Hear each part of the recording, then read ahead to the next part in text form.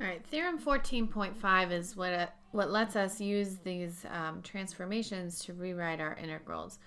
I will let you read this, but basically what it says is if I've got this transformation from a region S to R, I can rewrite my double integral over R, integrating a function of x and y, as a double integral over the region S, integrating a function of u and v, where I need to multiply by the absolute value of the Jacobian here, du dv. All right, so let's see how we might use that. I'm going to let R be the region that we looked at in the previous video, and I want to evaluate the double integral over R of 3xy dA.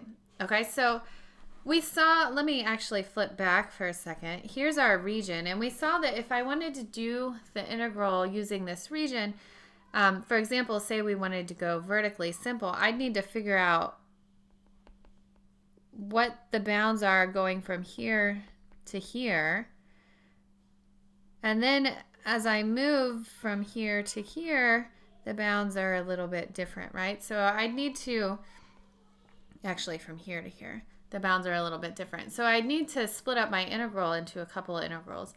And that's just not really pleasant. So what I want to do is take my transformation here and use the theorem. Okay, so let me remind us what that transformation is. I'm going to copy it over here.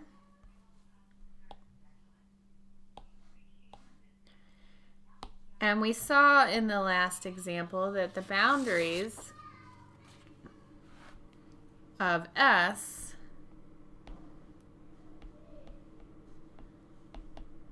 were that u was between 1 and 4 and v was between 0 and -4. All right, so the first thing I want to do is compute the Jacobian. And so remember, we do that by taking the determinant of this 2 by 2 matrix. So I want the partial of x with respect to u. So here's x, and I want the partial of that with respect to u. I'm going to get 2/3. And then partial of x with respect to v is going to be 1/3. Then partial of y with respect to u is 1/3, and partial of y with respect to v is -1/3. And I'm going to take the determinant of that matrix. So I get -2/3 minus, 2/9, sorry, minus 1/9, which is -3/9. All right, so let's fill in my double integral. So my double integral over R of 3xy dA becomes the integral, let's do our bounds on v.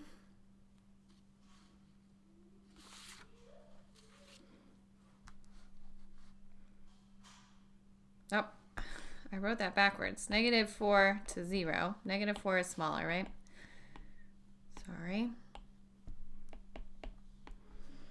And then u goes from 1 to 4 of 3 times x. X is 1/3 2u plus v times y, which was 1/3 u minus v.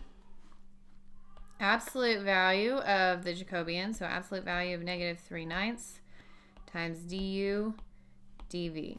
Now this didn't really make the thing that we're integrating look a lot prettier, but it did make our bounds a lot nicer, and that's going to make our integration easier.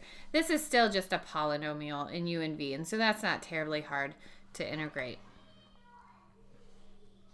All right, so let's see. If I clean this up a little bit, I'm going to jump to the cleaned up version here. Again, I'm confident that you can do this on your own. So I'm going to get 1/9 times the quantity 2u squared minus uv minus v squared du dv. And again, I'm confident that you could integrate this. This is just a polynomial that we're integrating in our double integral with constant bounds. So what you should get is 1/64/9. All right.